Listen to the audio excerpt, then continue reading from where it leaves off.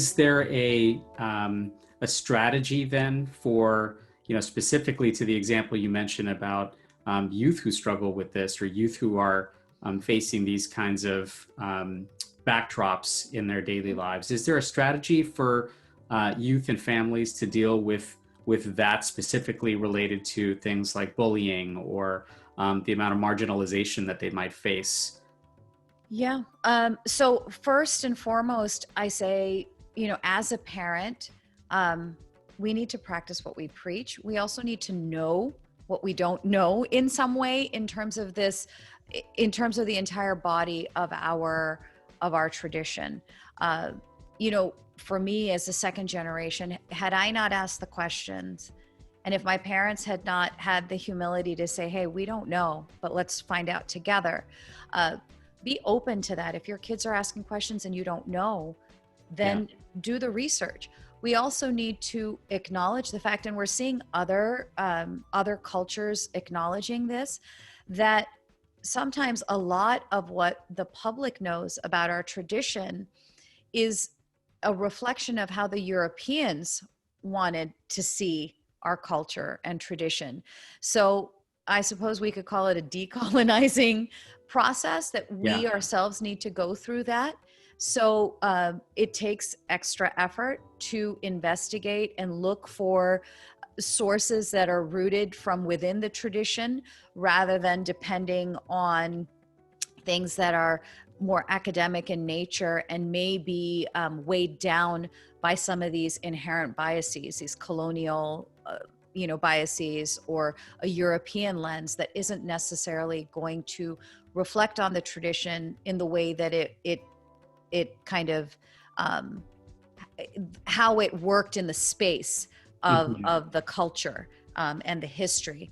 So as parents, I think that we need to do our work in order to, we can't expect our kids to be proud unless we're proud. Sure. And then I think the second part of that is application. It's so important to connect the dots. And I found this out because I myself was kind of a Hindu Sunday school teacher as my kids were young and growing up, and even in the conversations that I'd have with them. If you don't connect the dots between, take a teaching like in the Bhagavad Gita about selfless service, or about relinquishing your attachment to the fruits of your action. Yeah. Well, okay, I could just say that, like, don't be attached to the fruits of your action. And then I say, hey, you better get an A. Right.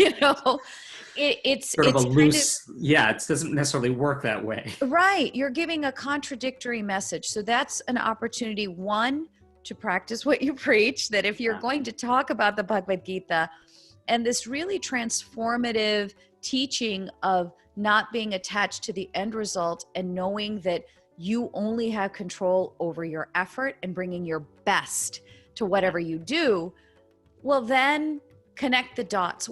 How is that transformative? How does that, so whether it's something at work or some exchange with, someone who maybe was like a hostile driver or something like that, try to connect the dots where you can. And I think that all of those things empower our children. All of that is more internal. In terms of external, just be engaged, talk to your teachers. Sometimes teachers don't know what bullying might look like in the context of something that is targeting a Hindu American. Is it like, if that child is vegetarian, is it teasing them about being vegetarian? Or if that child is wearing an Om or has a head marking or a forehead marking in a photograph on Instagram, and they're getting teased about that. Right. So that's where that education piece comes in, and just being engaged with your educators or as an adult with your employers to kind of fill that knowledge gap.